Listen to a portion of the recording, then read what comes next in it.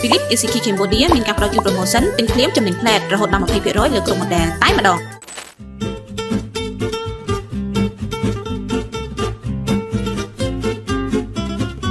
bạn ghét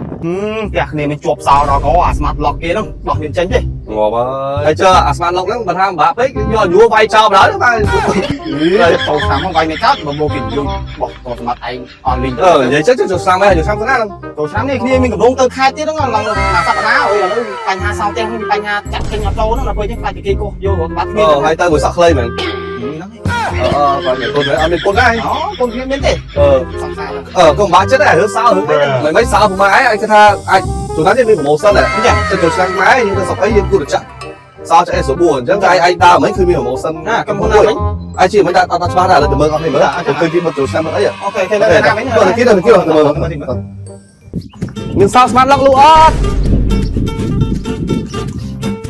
មានប្រើលេខកូនសម្ងាត់អូន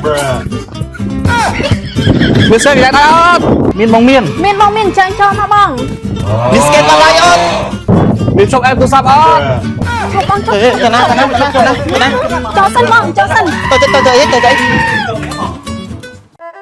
ដើម្បីចូលរួមអបអរសាទរពិធីបុណ្យចូលឆ្នាំថ្មីប្រពៃណីខ្មែរយើងខាងមុខនេះ Philips EasyKey Cambodia មានការផ្ដល់ជូន promotion ទិញភ្លាមចំណេញ flat រហូតដល់ 20% លើគ្រប់ model តែម្ដងហើយព្រមទាំងទទួលបានក្រមាដ៏ស្រស់ស្អាតសម្រាប់ជាវត្ថុអនុស្សាវរីយ៍សម្រាប់សង្ក្រាន្តឆ្នាំថ្មីយើងទាំងអស់គ្នាអ្វីដែលសំខាន់ទៀតនោះ Philips គឺមាន software ឆាប់វៃជាច្រើន model សម្រាប់បងប្អូនជ្រើសរើសតែម្ដងតោះមកដឹងពី promotion សម្រាប់ចូលឆ្នាំថ្មីប្រពៃណីខ្មែរទាំងអស់គ្នាលក្ខខណ្ឌទី1ទិញ1ទទួលបានការបញ្ចុះតម្លៃ 5% លក្ខខណ្ឌទី2ទិញ2ទទួលបានការបញ្ចុះតម្លៃ 10% លក្ខខណ្ឌទី3ទិញ3ទទួលបានការបញ្ចុះតម្លៃ 20%